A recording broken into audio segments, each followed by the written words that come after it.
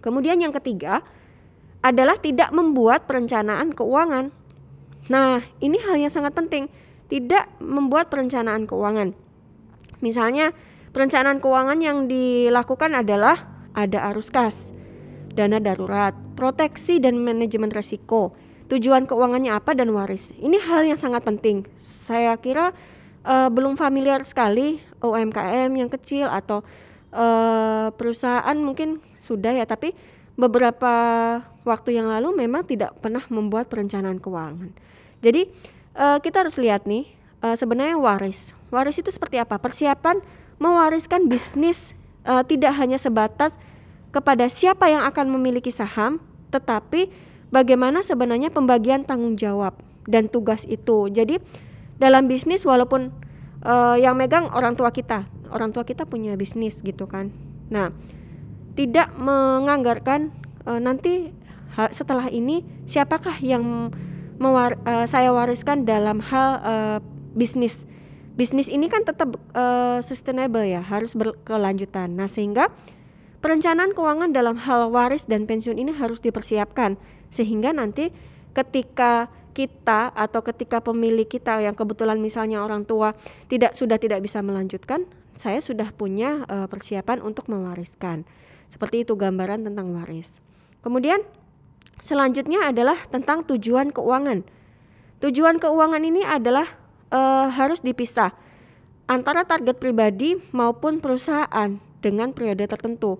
Contohnya ekspansi mesin produksi, membuka cabang, mempunyai aset tertentu. Sebenarnya itu adalah direncanakan dalam periode tertentu, baik itu perusahaan, UMKM atau pribadi. Kayak gitu, nggak jauh-jauh dari ekspansi suatu kegiatan perkembangan apa yang harus kita lakukan ya, tentang kemajuan perusahaannya. Nah, selanjutnya adalah arus kas dan dana darurat. Nah, ini harus penting. Yang tadi saya bilang ketika suatu saat kita tidak ada pemasukan, beberapa bulan ke depan harus aman. Jadi dana itu terpisah, khusus disiapkan menghadapi keadaan darurat seperti saat ini pandemi.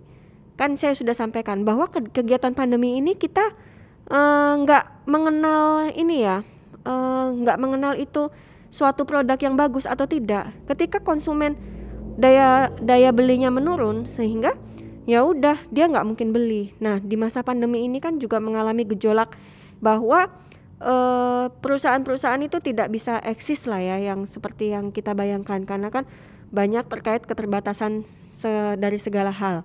Sehingga kriteria yang kita harus tetapkan bahwa dana darurat itu harus aman, liquid. Kenapa liquid? Ya mudah dicairkan lah, masa harus pakai tempo waktu yang lama.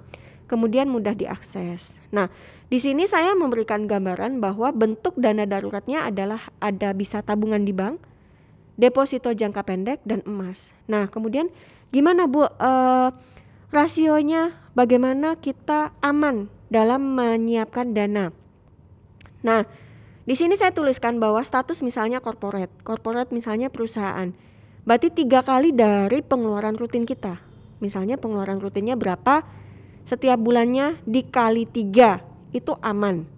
Ini portofolionya adalah gambarannya. Misalnya saya punya 1 tabungan dan 2 deposito jangka pendek. Ini adalah portofolio gambaran dari saya. Tapi ini juga bisa dikembangkan bahwa amannya adalah rasio kita adalah 3 kali pengeluaran rutin. Kemudian kalau masih single ya, banyak teman-teman ini pastinya sebagian besar masih single ya.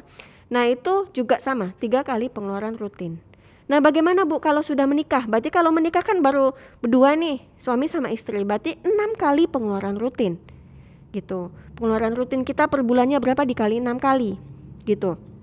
Kemudian kalau sudah berkeluarga, misalnya sudah punya anak, contohnya saya nih, udah punya anak, berarti saya harus di titik aman 12 kali pengeluaran rutin kita.